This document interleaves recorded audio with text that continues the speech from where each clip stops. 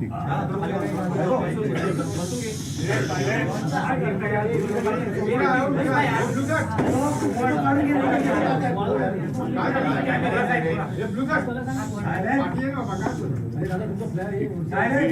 पहिलं थोडं मराठीमध्ये बोलतो। अरविंदजी, मानसाहेब आणि आपचे सगळे प्रमुख नेता गेल्या काही दिवसात दुसऱ्या वेळेला मातोश्रीत आलेले आहेत आणि एक गोष्ट नक्की की नातं जपण्यासाठी शिवसेना आणि मातोश्री प्रसिद्ध आहे। काही लोक केवळ राजकारण करतात, पण आम्ही मात्र राजकारणाच्या पलीकडे जाऊन नातं जपत असतो। अरविंद जी, आप आए हो, मैं यही कह रहा था कि पिछले कुछ दिनों में आप लगातार दूसरी बार आए हो। हम तो रिश्ता मानने वाले और रिश्ते संभालने वाले लोग हैं। ठीक है, राजनीति अपनी और अपनी जगह पर है, स्वाभाविक है। आने वाला वर्ष निवडणूक का, इलेक्शन का या चुनाव का वर्ष है। इस बार अगर ट्रेन छूट गई तो हमारे देश से प्रजातंत्र गायब हो जाएगा और प्रजातंत्र को कायम बचाने के लिए मैं सिर्फ विपक्ष, ये शब्द जो है वो थोड़ा सा गोलमाल शब्द है। विपक्ष मतलब किसका विपक्ष, किसका विरोधी? हम तो सारे देश प्रेमी हैं और देश से जो प्रजातंत्र हटाना चाहते हैं वो प्रजातंत्र के लिए और देश के लिए मैं मानता हूँ आज से उनको विपक्ष या विरोधी बोलना चाहिए। लोकतंत्र विरोधी, लोकतंत्र विरोधी लोगों का मुकाबला करने के लिए और देश को बचाने के लिए हम एक साथ आए हैं, संविधान को बचाने के लिए आए हैं। और जैसा अभी आपने देखा होगा पिछले कुछ दिनों में सर्वोच्च न्यायालय ने 2 निकाल दिए हैं। एक तो शिवसेना के बारे में है और दूसरा दिल्ली के बारे में, दिल्ली के विषय में। प्रजातंत्र में सबसे ज़्यादा महत्व जो भी लोक प्रतिनिधि होते हैं उनका होना चाहिए। और आप मतलब अरविंद जी भी है और आप पार्टी भी है, सरकार भी दिल्ली की है। उनके मैं साइड से नहीं कहता कि, लेकिन उनके बारे में जो सर्वोच्च न्यायालय ने एक फैसला दिया है वो एक प्रजातंत्र के लिए आवश्यक था, लेकिन उसके खिलाफ केंद्र सरकार ने काय म्हणतात त्याला वटहुकूम, अध्यादेश लाया। तो ये कौन सा जनतंत्र है? ये तो लोगों ने चुने हुए प्रतिनिधि है, अपने लोग हैं, अपना प्रतिनिधि उन्होंने चुना है, तो उनको कुछ अधिकार होने चाहिए कि नहीं होने चाहिए? तो फिर शायद ऐसे भी दिन आ जाएंगे कि राज्य में, स्टेट में इलेक्शन ही नहीं हो जाएंगे, सिर्फ केंद्र में इलेक्शन हो जाएंगे। वो भी इलेक्शन 2024 तक होने की संभावना है। उसके बाद जनता जो फैसला करेगी वो जनता, इसलिए हम उनको नींद से जगाने के लिए एक साथ आए हैं। बाकी की जो बातें हैं मैं अरविंद जी आपको कहूँगा कि आप विस्तार से कहें, नहीं तो मैं ही सारी बातें कह दूंगा तो आपको कहने के लिए कुछ बचेगा। सबसे पहले मैं आप सब लोगों को शुक्रिया अदा करता हूँ आज यहाँ आने के लिए। मैं उद्धव जी का, उनके पूरे परिवार का और उनकी पार्टी का अपनी तरफ से, अपनी पार्टी की तरफ से और हमारी पूरी टीम की तरफ से, हम जो लोग आए हैं सबकी तरफ से तहे दिल से शुक्रिया अदा करता हूँ। इतना उन्होंने अब हमें अपने परिवार का हिस्सा बना लिया है। तो जैसा उन्होंने कहा, मैं भी उन्हें कहना चाहता हूँ कि हम भी रिश्ता निभाने वालों में हैं। आपके साथ रिश्ता बनाया है तो पूरी ज़िंदगी आपके साथ रिश्ता निभाएंगे, दोस्ती का रिश्ता। Thank you so much for receiving us so warmly. जैसा आप सब लोग जानते हैं कि दिल्ली के लोगों ने बहुत लंबी लड़ाई लड़ी अपने अधिकारों के लिए। जैसे ही दिल्ली में हमारी सरकार बनी 2015 में, हमारी सरकार बनते ही मोदी सरकार ने हमारी सारी शक्तियां छीन ली एक छोटा सा नोटिफिकेशन पारित करके।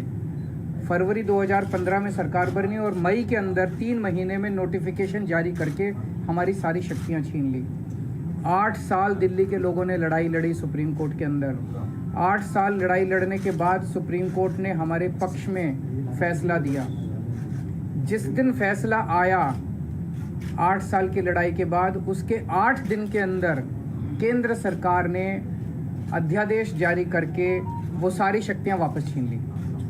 तो जनतंत्र के अंदर जनता की चलनी चाहिए कि गवर्नर की चलनी चाहिए, जनता की चलनी चाहिए कि केंद्र की चलनी चाहिए? जनतंत्र में तो चुनी हुई सरकार के पास पावर होनी चाहिए ताकि जनता के जो जनता मांगे वो काम कर सके, जनता के प्रति जवाब दे तो चुनी हुई सरकार होती है। लेकिन उन्होंने सारी शक्तियाँ छीन ली। इसका मतलब ये साफ साफ ये लोग ये बोल रहे हैं कि हम सुप्रीम कोर्ट को नहीं मानते। पिछले जिस तरह का इनका रवैया इन लोगों का हमने पिछले कुछ महीनों में ये भी देखा कैसे इन लोगों ने, इनके मंत्रियों ने, इनके नेताओं ने सुप्रीम कोर्ट के दूसरे जजों को किस तरह से ये लोग गाली देते हैं, गंदी गंदी गालियां देते हैं। जिस तरह से इनके लोग जजों के खिलाफ और जुडिशरी के खिलाफ सोशल मीडिया पे कैंपेन चलाते हैं। इनके लोग जजेस को, रिटायर्ड जजेस को एंटी नेशनल बोलते हैं। तो इनका जुडिशरी पे इनका कोई वो नहीं है। अब इन्होंने एक मैसेज दे दिया कि सुप्रीम कोर्ट जो मर्जी फैसला दे हम नहीं मानते, हम ऑर्डिनेंस ला के सुप्रीम कोर्ट के फैसले पलट देंगे। ऐसे हमारा देश कैसे चलेगा? ऐसे तो हमारा देश नहीं चल सकता। और ये जनतंत्र सुप्रीम कोर्ट को भी नहीं मानते और ये जनतंत्र को भी नहीं मानते। शिवसेना तो सबसे ज़्यादा भुक्तभोगी है। किस तरह से भारी बहुमत से चुनी हुई, जनता द्वारा चुनी सरकार को इन्होंने गलत तरीके से सीबीआई से, ईडी से, पैसे से इनके एमएलएज को तोड़ के इनकी सरकार गिरा दी। तो अब इनकी 3 तरीके हैं बीजेपी के।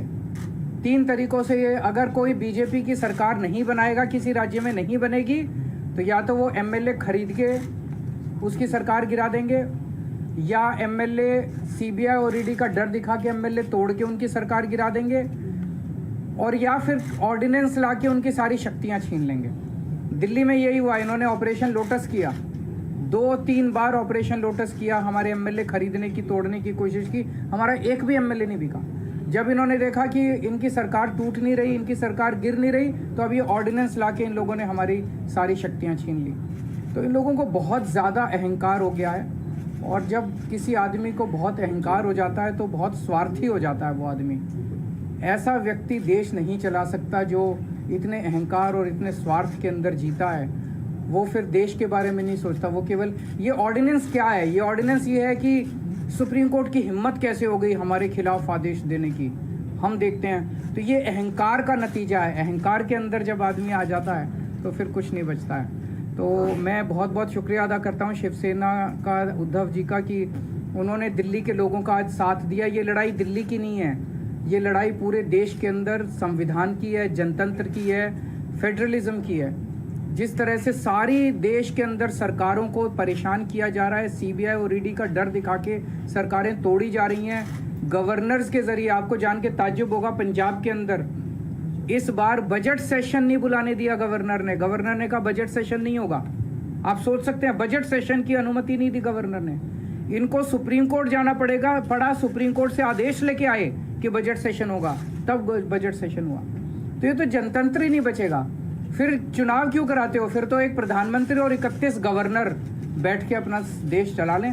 फिर कोई मुख्यमंत्री की ज़रूरत नहीं, कोई कैबिनेट की ज़रूरत नहीं, कोई काउंसिल ऑफ मिनिस्टर्स की ज़रूरत नहीं। इसको हम सबको मिलकर लड़ना होगा। ये केवल दिल्ली की लड़ाई नहीं है। और शिवसेना ने हमें प्रॉमिस किया है कि जब ये संसद में बिल आएगा तो संसद में इसके खिलाफ दिल्ली वालों का समर्थन करेंगे। दिल्ली के लोगों की तरफ से मैं बहुत बहुत शुक्रिया अदा करता हूँ उद्धव जी का, शिवसेना का। और ये एक तरह से सेमीफाइनल होगा 2024 का। अगर 2000 राज्यसभा के अंदर ये बिल गिर जाता है तो 2024 के अंदर मोदी सरकार दोबारा नहीं आ रही है। मैं भगवान जी से बहुत धन्यवाद उद्धव जी का, उनके सारे एमपी लोकसभा और राज्यसभा के मेरे साथी भी रहे, अरविंद जी, संजय राउत जी, और मेरी पार्टी के प्रधान अरविंद केजरीवाल जी।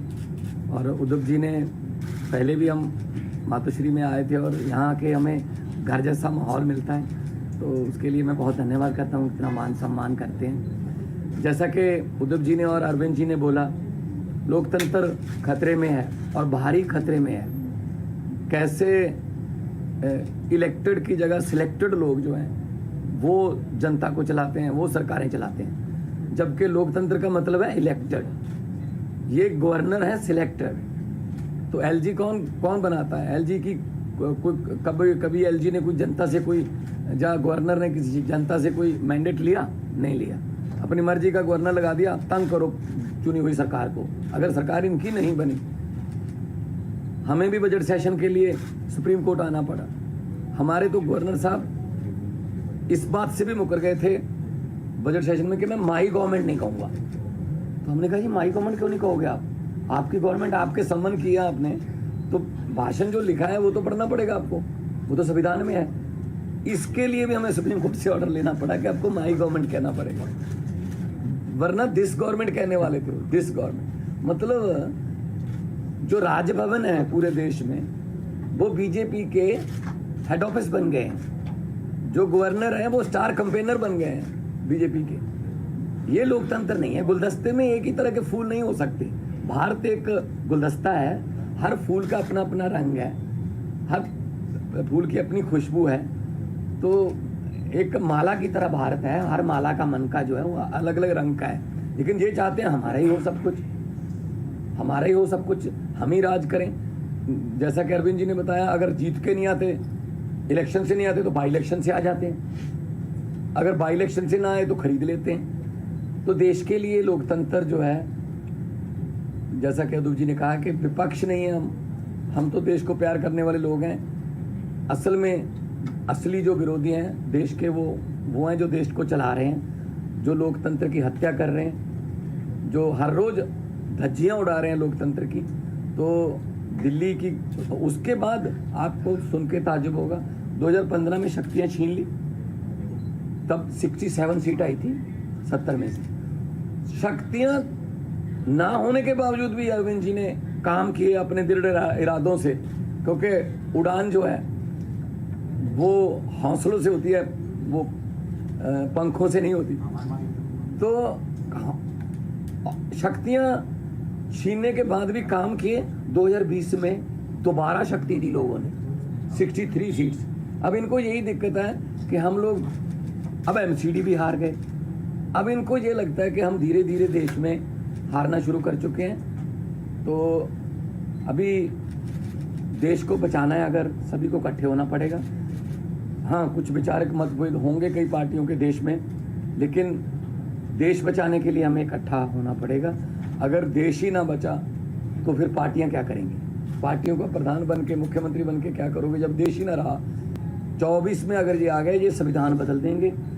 और ये जिस तरीके से चल रहे हैं प्रधानमंत्री जी, बिल्कुल आने वाले दिनों में नरेंद्र पुतिन बनने वाले हैं ये। हाँ, ये इलेक्शन ही कराएंगे, ये कहेंगे 35 साल की मैं ही हूँ, बस 40 साल के लिए मैं ही हूँ। तो ये उन राहों पर चल रहे हैं। तो ये बहुत खतरनाक है। देश का लोकतंत्र जो है, देश के शहीदों ने अपना खून का कतरा कतरा, हमारे पुरखों ने कतरा कतरा खून का बहा के ये देश हमको लेके दिया था। ये किसी के बाप की जागीर नहीं है कि ये देश के मालिक बन के बैठ गए। इनकी कोई कुर्बानी, देश को आज़ाद करवाने में इनका कोई योगदान नहीं है, लेकिन जो आज़ादी के परवाने थे उन्होंने देश लेके दिया। और देश को ये किन हाथों में बेच रहे हैं, कैसे हर रोज बैंक बिक रहे हैं, रेल बेच दी, तेल बेच दिया, एयरपोर्ट बेच दिया, सब कुछ बेच दिया।